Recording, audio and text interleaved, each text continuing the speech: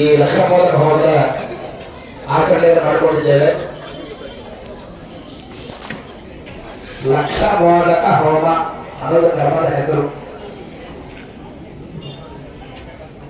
ಲಕ್ಷಮೋದಕ ಹೋಮ ಅಂತಂದ್ರೆ ಸಂಸ್ಕೃತ ಭಾಷೆಯಲ್ಲಿ ಒಂದು ಸಮಾಸ.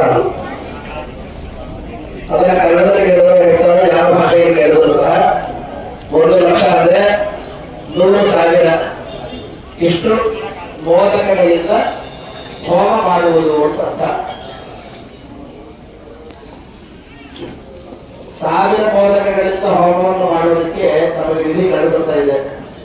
ಯಹ ಮೋದಕ ಸಹಸ್ರೇಣ ಯಜತಿ ಸಹ ವಾಂಛಿತ ಫಲಂ ಅವಾಪ್ನೋತಿ ಅಂತ ಅದು ಕೇಳಿಸ್ತಾ ಇದೆ. ವಾಂಛಿತ ಅಂದ್ರೆ ಬಯಸಿರುವಂತಹ, ಬಯಸಲ್ಪಟ್ಟ ಎಲ್ಲಾ ಫಲವನ್ನು ಕೂಡ ಪಡೆಯುತ್ತಾರೆ ಅಂತ ಅನ್ನೋದು ಅರ್ಥ. ಮತ್ತೆ ಇದನ್ನ ಲಕ್ಷಮೋದಕ ಹೋಮಕ್ಕೆ ಬೇರೆ ವಿಧಿ ಇದೆಯಾ ಅಂತ ನಮಗೆ ಸಂದೇಹ ಬರಬಹುದು. ಯಾಕಂದ್ರೆ ಯಾವ್ದಾದ್ರೂ ಯಜ್ಞವನ್ನ ನಾವು ಹಮ್ಮಿಕೊಳ್ಬೇಕಾದ್ರೆ ಇದಕ್ಕೆ ವಿಧಿರಾಜ್ಯ ಇದೆಯಾ ಅಂತ ನಾವು ಮೊದಲು ತೀರ್ಮಾನ ಮಾಡ್ಕೋಬೇಕು.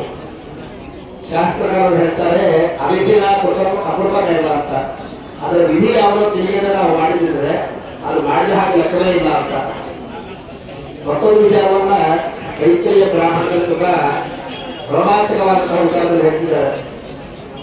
ದೇವಾಲಯಜ್ಞಸ್ಯ ಸ್ಮರ ಕರ್ತಾರಂ ನಾವಿಂದಂ ತೇಷಂ ಕಿಂವಾರ್ಹ ಸ್ಮರ್ಯಮದ್ಭುತಂ ಇವನ್ನೋ ಯಜ್ಞಸ್ಯ ಸ್ಮರ ಕುರ್ವಿತಿ.